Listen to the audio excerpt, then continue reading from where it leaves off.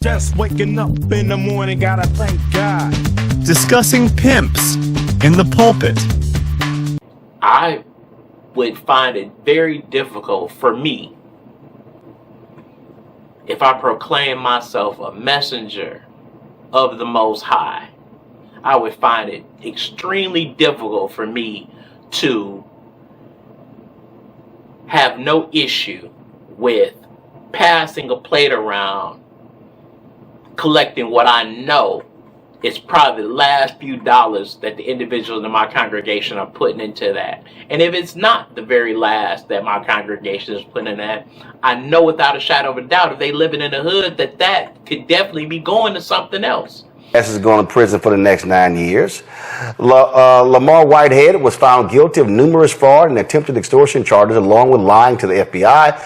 Prosecutors described the 45-year-old church leader as a grifter, conning money from his followers. During the 2-week trial, prosecutors described how Whitehead extracted $90,000 from a single mom in her 50s who attended his church. He allegedly promised that the money would serve as both an investment and to provide her with a home. Instead, prosecutors say Whitehead spent the money on himself. There is definitely a bill that could be going to. There's definitely some more food that can be bought with that.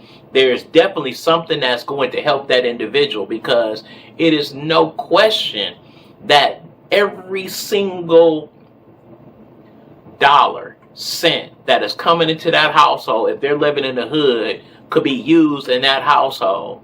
So how can I call myself a servant of the Most High and I'm taking away what I know is needed? And instead, I should be doing everything in my power to be giving that away.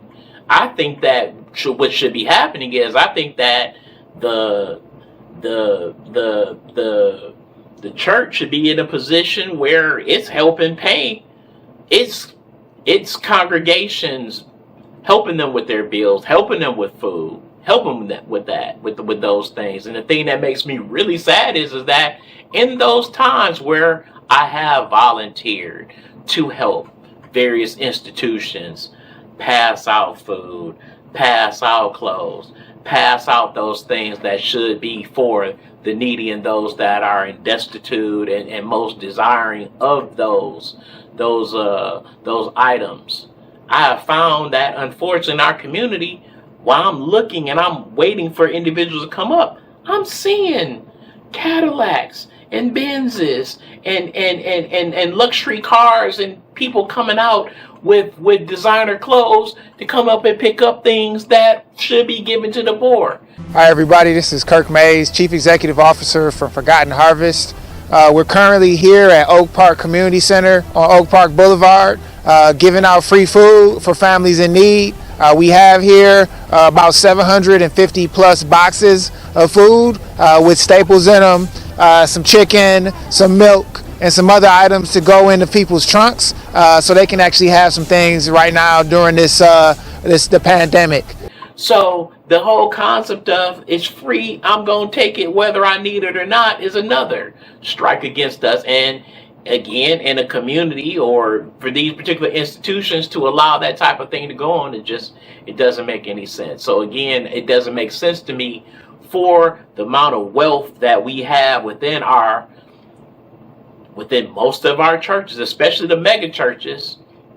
We have more than a few African American servants of the Most High that are bringing in a 6 or 7 figure income. 45-year-old Rudolph Brooks Jr. of Cheltenham, Maryland, who is charged with federal wire fraud. Authorities saying that he filed false tax reports here to get a $1.5 million PPP loan that federal authorities say he should not have received. And they also say he's apparently trying to put in for 2 other COVID-19 relief loans here. Now, several online articles identify Brooks as a pastor with the D.C. church called Kingdom Tabernacle of Restoration. We're still working to confirm this. The federal complaint, though, it identifies Brooks as the owner of Cars Direct. That's a company that buys and sells cars. Now, authorities say that the business was forfeited back in October 2012 and revived again in late May of 2020.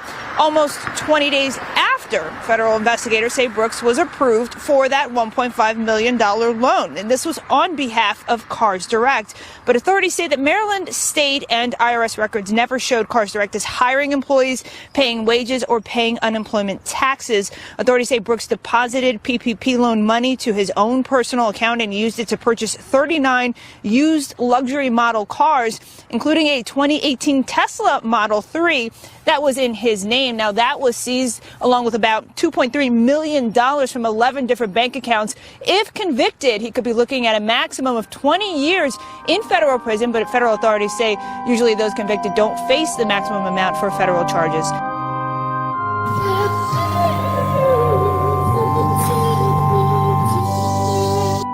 When they are serving a congregation where their constituents might be living off of a 4 or 5 figure income. Creflo didn't have a jet when I was here, and now he has one and he's asking for another one.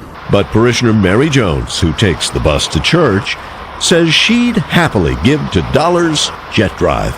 Most definitely, most definitely. We support our pastor. That's what we're here for.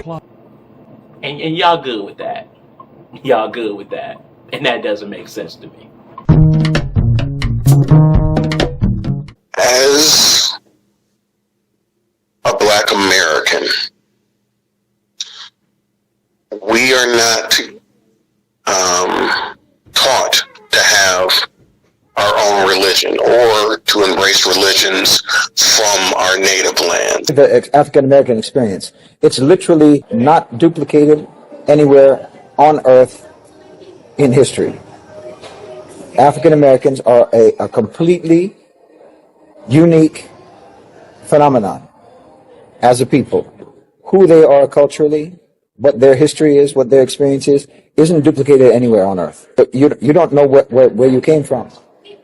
You don't know what country you came from. You don't know what culture you came from. You don't know what language you came from. You don't know what your religion was before.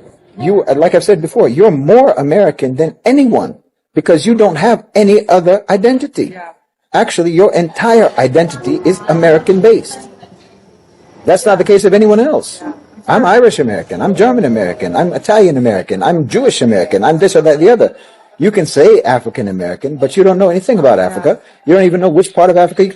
Africans don't call themselves that because I know my tribe. I have my language. I have my region, my country, my whatever. Like me saying European American. I'm not European. I'm specifically Irish and German. But you can't say that. You are American. You're the original Americans. You know? Everyone else is immigrants. You can't even be called immigrants. No. You know? You're originally American. And your culture is as close to being the indigenous culture of America as there can be without you being the indigenous people. You know? You're the indigenous people of the entity called America. Called the United States of America. Everything else came from elsewhere. Your culture is the only one that came from right there. Because you were cut off from everything else. You know? There's nobody else like that. There's nobody else like that in the world. There's no other culture like that in the world. We are taught to embrace the legends of the land we are currently in or the land we go to live in. For the majority of that is Christianity. In some other areas, it may be Muslim or Hinduism or whatever. That's fair. Is that religion necessarily best for you? That is up to you to decide. But that enforcement of that religion is detrimental when it comes to conservative views and applying views that should be updated for modern society to either limit, detract, or restrict individuals based on their sexuality, their gender, their color, or their belief system. We came to this country, we are in this country, and this country is supposed to be freedom and religion for all.